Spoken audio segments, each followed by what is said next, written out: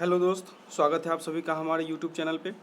और फ्रेंड्स, आज के इस वीडियो में हम बात करने जा रहे हैं पेट्रोल और डीजल के दाम लगातार क्यों बढ़ रहे हैं, कौन 3 बड़े कारण हैं इनकी दाम में बढ़ोतरी लाने का। ठीक है, तो ध्यान से देखिएगा वीडियो को, क्योंकि सभी लोग आज के डेट में इन सारी परेशानी से जूझ रहे हैं और ये बहुत बड़ा प्रश्न बनते जा रहा है कि आखिर इतना दाम लगातार बढ़ क्यों रहा है। ये पेट्रोल हमेशा डीजल से अधिक कीमत रखता था अपना, बट अभी देख सकते हैं तो आप कहीं कहीं पेट्रोल से ज़्यादा डीजल का ही कीमत हो गया है।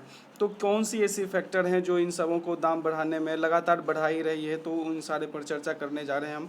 ठीक है, उससे पहले मैं आपको बता दूं कि ये जून महीना लास्ट होने जा रहा है और इस जून महीने में लगभग 11 रुपया पर लीटर बढ़ो से ज़्यादा की बढ़ोतरी हो चुकी है। ठीक है, और लगातार बढ़ ही रहा है, लगभग 20 बार से ज़्यादा कंटिन्यू बढ़ रहा है। पर डे पेट्रोल का कीमत बढ़ रहा है, पर डे डीजल का कीमत बढ़ रहा है। सही है, तो देखो ये बढ़ना कब से शुरू हुआ था। ये 7 जून से थोड़ा तेज़ी पकड़ा है, उससे पहले भी बढ़ रहा था बट 7 जून से थोड़ा सा बहुत ही तेज़ी से ये वृद्धि कर रहा है।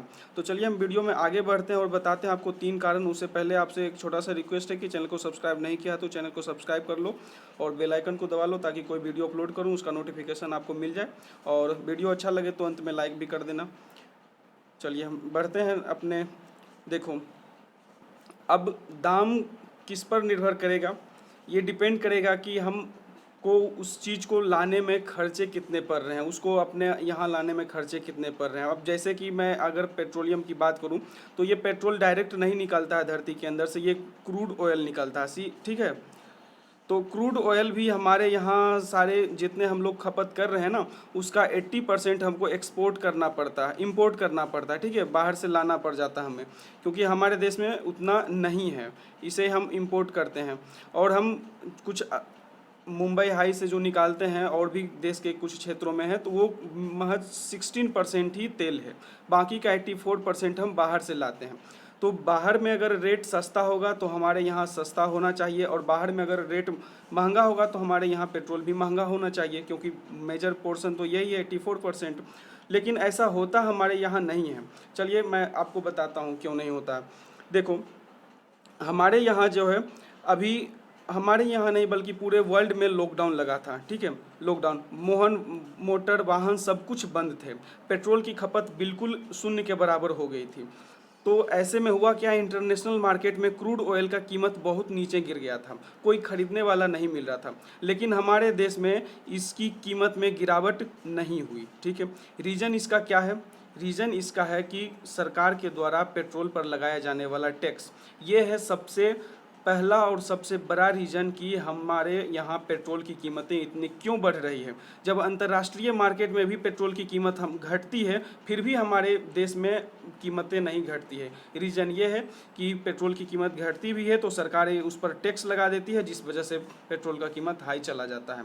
टैक्स लगाने का क्या सिनेरियो है मैं आपको बताता हूँ। देखो, रीज़न 1 है हमारा टैक्स। ओके, देखो, सरकार पेट्रोल पर एज मच एज ₹50, देख सकते हो, 50 रुपये पर लीटर पेट्रोल पर हमारी सरकार टैक्स लेती है। आप सोच सकते हो 50 रुपये सिर्फ टैक्स है, कितना बड़ा है। पेट्रोल की कीमत का लगभग 2/3 है, इतना टैक्स में ही चला जाता है। आपको मालूम होगा जब सरकार जीएसटी लाई तो कुछ कुछ चीज़ों को जीएसटी के दायरे के अंदर नहीं रखी है, तो पेट्रोलियम को भी नहीं रखी है, जिस वजह से यहाँ पे मनमाना टैक्स सरकार लगाती है। और जो जीएसटी के अंदर है वहाँ पे लिमिट किया हुआ है कि सरकार इतना ही टैक्स ले सकती है, और इसीलिए इसको नहीं, पेट्रोल को नहीं रख रही है जीएसटी के अंदर, क्योंकि फिर टैक्स लिमिट हो जाएगा। और इधर लगातार सरकार टैक्स बढ़ाते जाती है। और आगे हम देखते हैं। देखो, ये 50 रुपये जो पर लीटर टैक्स होता है, इसमें 32 रुपये हमारी केंद्र सरकार रखती है और 17 रुपीज़ हमारी स्टेट गवर्नमेंट रखती है। ठीक है, लोकल हमारी। और इस 32 रुपये में भी पूरी की पूरी हमारी सेंट्रल गवर्नमेंट नहीं रखती है, इसमें से कुछ स्टेट को फॉरवर्ड करना पड़ता है। ये पेट्रोल की कीमत है। और डीजल में भी देखो सिर्फ बिल्कुल वही सिनेरियो है, यहाँ भी 49 रुपीज़ सरकार टैक्स लेती है, 31 रुपया केंद्र सरकार का रहता है और 17 रुपया स्टेट सरकार का रहता है। यहाँ भी 31 रुपया में से कुछ परसेंटेज केंद्र सरकार इस राज्य सरकार को देती है। ओके, तो आप देख सकते हो कितना प्राइस ये बढ़ा देगा। 50 रुपया सिर्फ टैक्स लग रहा है, 50 रुपया यहाँ भी सिर्फ टैक्स लग रहा है, तो मेजर पोर्शन तो यही हो गया हमारे प्राइस का, ठीक है। एंड नेक्स्ट देखिए, अभी जब इंटरनेशनल मार्केट में गिरा था प्राइस इसका, पेट्रोल का, डीजल का, सबका, तो हमारी गवर्नमेंट ने क्या किया, टैक्स बढ़ा दिया। वो कैसे बढ़ाया वो आप देखिए। द गवर्नमेंट ऑन मार्च 14 14 मार्च को एक्साइज ड्यूटी बढ़ा दिया है, कितना, तो 3 रुपया, ठीक है। और उसके बाद फिर 5 मई को 10 रुपया, ठीक है, और पेट्रोल पे एंड 13 रुपया डीजल पे, इस तरह से ये वृद्धि कर रहे हैं। ओके, तो अब टैक्स लगातार बढ़ते जाएगा तो सस्ता होने का फ़ायदा जनता को कैसे मिलेगा, तो सरकारें फ़ायदा जनता तक नहीं पहुंचा रही। और सस्ता मैं बताऊं फ्रेंड्स आपको, चलिए मैं इंटरनेशनल मार्केट में पहले देखो, रीजन 2 क्या है हमारा, crude oil price, global crude oil price, ठीक है, वर्ल्ड में क्या है क्रूड ऑयल के प्राइस का। तो देखो अमूमन $50 पर बैरल से $60 पर बैरल रहता है। अब ये बैरल शायद आपको समझ में नहीं आ रहा होगा, तो देखिए एक बैरल में लगभग 120 लीटर तेल आता है। ओके, तो ये $50, आप डॉलर का मतलब समझ रहे होंगे कि $1 में लगभग आपका 75 रुपीज़ होता है हमारे इंडियन रुपीज़ के हिसाब से, ठीक है। तो 50 से $60 में पहले 120 लीटर मिलता था, बट जब ये लॉकडाउन हुआ है तो इसके प्राइस बहुत घट गए हैं और घटकर $20 पर बैरल आ गया था, ठीक है। अगर इस हिसाब से हम अगर रुपीज़ में देखें तो हमारा पड़ता है 12.5 रुपया पर लीटर, इतना सस्ता क्रूड ऑयल पड़ता है, ठीक है। तो कुछ खर्चे इंपोर्ट करने के भी होते हैं, कुछ खर्चे उसको, कुछ कच्चा तेल रहता है उसको रिफाइनरी में, फैक्ट्री में ले जाकर उसको फिर संशोधित किया जाता है, कुछ खर्चे इधर भी आते हैं, पड़ते हैं, फिर भी इतना ज़्यादा नहीं पड़ता है कि ये 80 रुपया हो जाएगा। मैंने पीछे बताया ना आपको, 50 रुपया इस पर सरकारें टैक्स ले लेती है, जिस वजह से उतना चला जाता है, 80 से भी बढ़ गया है अभी के डेट में, ठीक है। तो 12.5 रुपया मात्र ये पड़ता है। हालांकि अभी फिर से ये बढ़कर 40 रुपये पर डॉलर से प्लस हो गया, ठीक है। ये 20 जो था ये अब बढ़कर 40 हो गया है। ओके, तो ये मेजर कारण था ये ग्लोबल क्रूड ऑयल में, ग्लोबल मार्केट में क्रूड ऑयल का दाम घटना बढ़ना। ओके, तो हमारी सरकार की यहाँ पर दोष है कि अगर बढ़ता है ग्लोबल प्राइस तो दाम बढ़ा देती है, लेकिन अगर ग्लोबल प्राइस का कीमत घटता है तो उसका फ़ायदा हम तक नहीं पहुँचने देती है, तो हमारी पेट्रोल की कीमत नहीं बढ़ाती है, ठीक है, वो अपना खजाना भर लेती है। ओके, नेक्स्ट बात करते हैं, एक और मेजर कारण क्या है, ये रुपीज़ डॉलर एक्सचेंज का है, ठीक है। अब देखो तो $1 में कभी 70 रुपये होते हैं, $1 में कभी 75 रुपये होते हैं, $1 में कभी 76 रुपये होते हैं, ठीक है।